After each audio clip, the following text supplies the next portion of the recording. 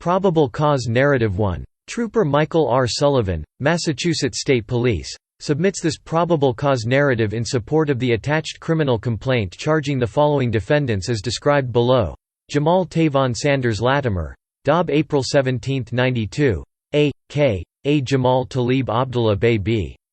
Alban Lcurraugh, Dob 12 April 94, Circa Quinn Khabir, Dob April 15, 81, D. Robert Rodriguez, Dob September 22, 99, E. Wilfredo Hernandez, Dob August 19, 97, A. K. A. Will Musa Pound Aaron Lamont Johnson aka Tarif Sharif Bey, Dob May 29, 92, Photograph, G. Brandon Britton. Dob 12 July 03, A. K. A. Messiah Bey H. John Doe No. 1, Dob unknown, refused to be I. John Doe No. 2, Dob unknown, J. Lamar Dow, Dob August 24, 86, A. K. A. Jamil Conald Pierre, Dob December 29, 91, 2. This narrative is based upon review of video surveillance, body WOM camera footage, police reports, database queries, and conversations with state police and other law enforcement officers, among other things. Because this narrative is for the limited purpose of establishing probable cause, it does not recite all facts known to investigators, but only those necessary to accomplish this purpose. Where this narrative refers to conversations, recordings, or documents, it does so in substance and in relevant part. 3. On July 3, 2021, Trooper Ryan Casey of the Massachusetts State Police was working the midnight shift, 23:00:0700 hours, out of the State Police Danvers Barracks in a fully marked cruiser. At approximately 1:10 a.m., while traveling on Route 95, NB in the town of Wakefield prior to the North Avenue exit, Trooper Casey observed a black 2018 Ford Transit van bearing Maine Reg. number 834023 pulled over in the breakdown lane with its hazard lights on. The van was a large conversion-type vehicle that had over 12 seats. Trooper Casey pulled over behind the van and activated his rear emergency lights. 4. Trooper Casey then approached the vehicle on the passenger side and was met by Suspect 1, later identified as Jamal Tavon Sanders Latimer, Dob April 17, 92, A. K. A. Jamal Talib Abdullah Bey, who was outside the vehicle. Trooper Casey was wearing a body camera during the entirety of his interaction, which was recorded. Latimer had a rifle harnessed around his torso, was wearing camouflage army fatigues, and had body armor on. The rifle was loaded and Trooper Casey observed rounds of ammunition through a window in the magazine. Besides Latimer, 2 other individuals approached Trooper Casey.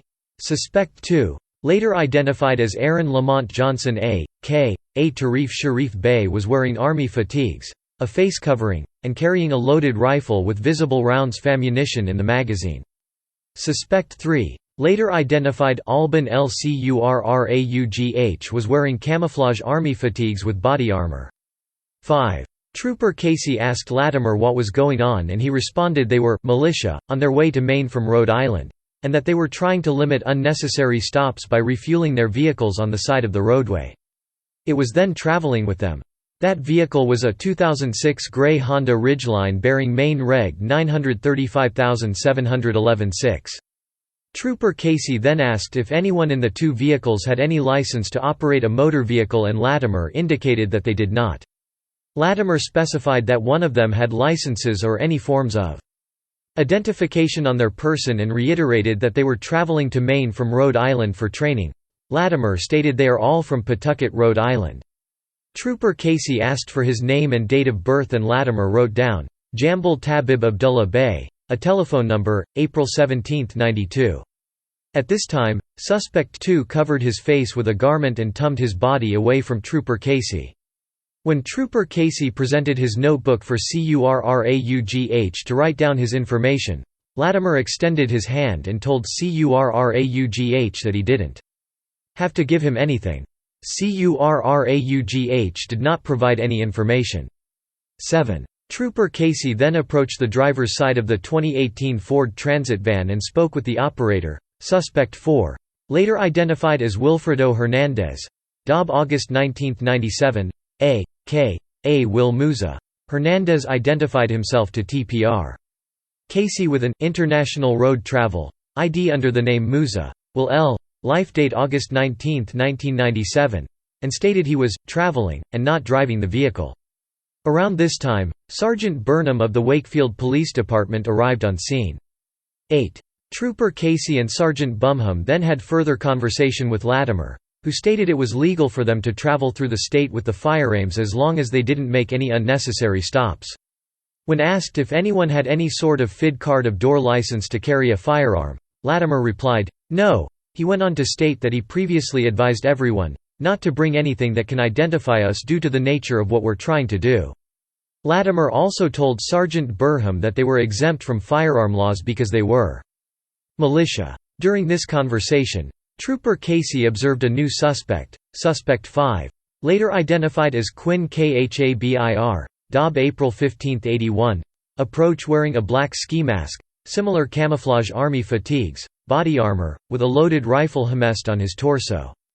Additionally, Suspect 6 appeared and provided a name of Robert Rodriguez and Dob 9 2299.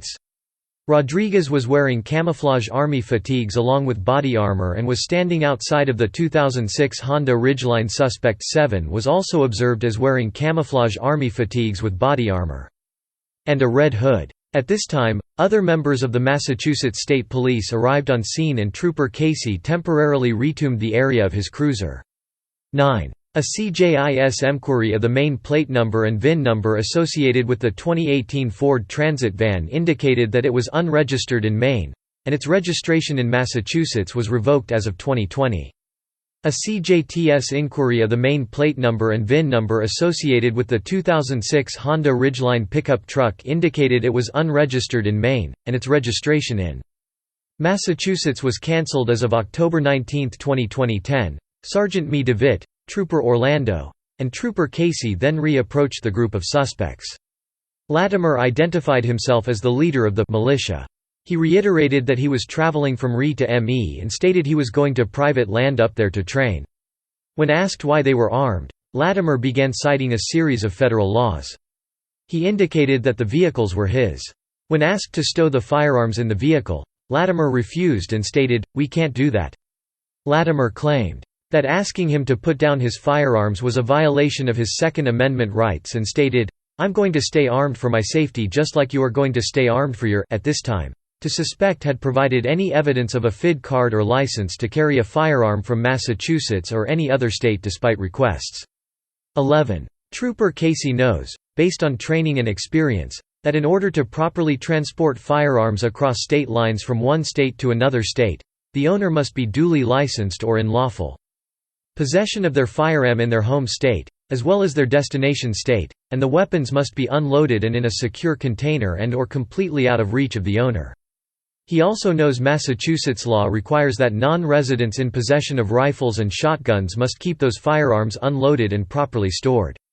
12. In speaking further with Latimer, Sergeant McDevitt asked if he had any license to possess the rifle he had on his person.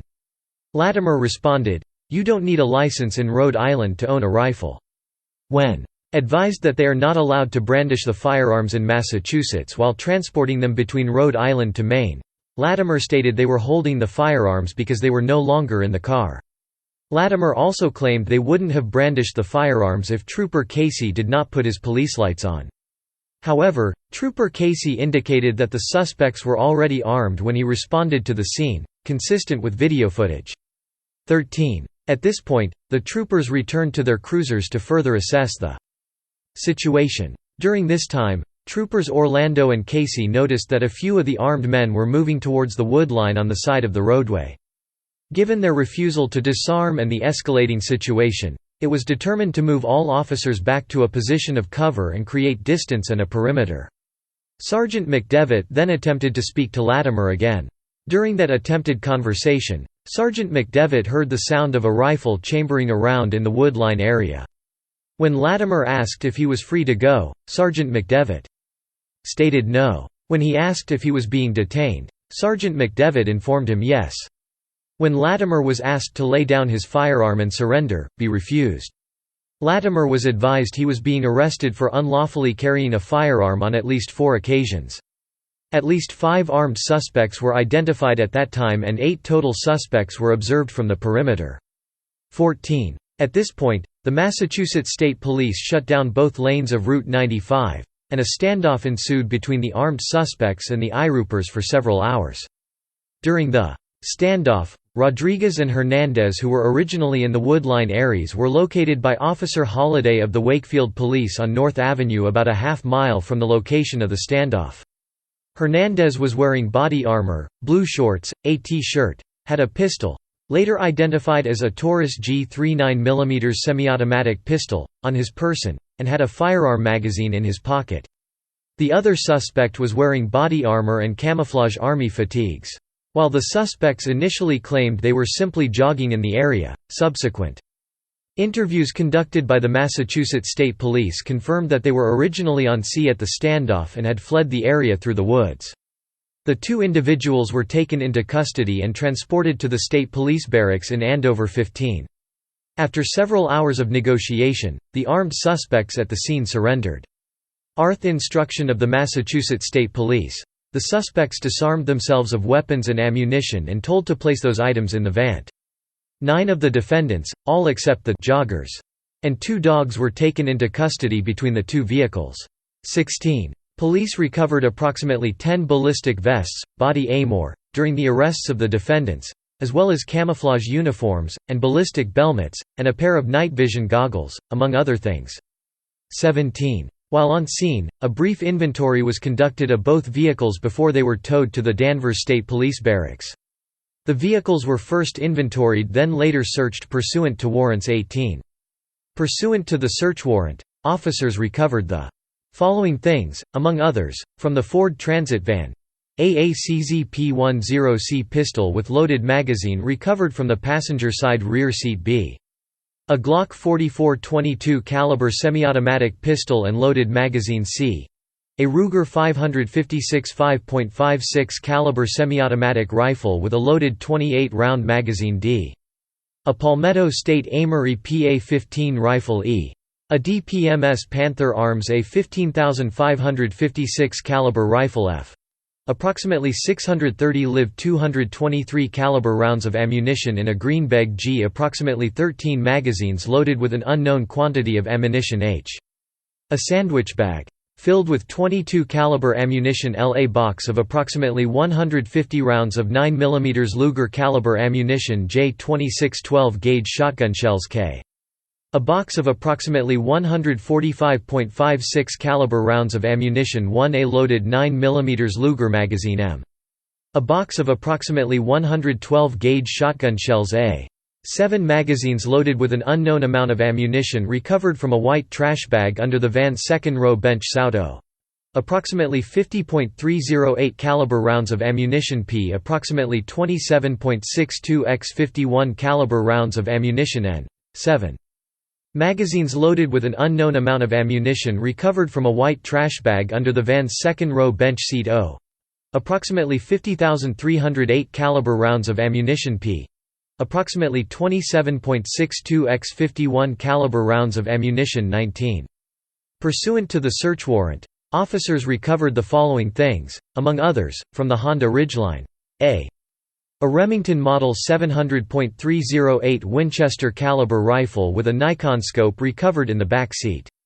A loaded Mossberg Model 930 12-gun semi-automatic shotgun, loaded with a 12-gauge shell. In the chamber, recovered between the front passenger seat and center console. C. A Glock semi-automatic pistol recovered from the back seat D. 3 loaded 5.56 magazines E.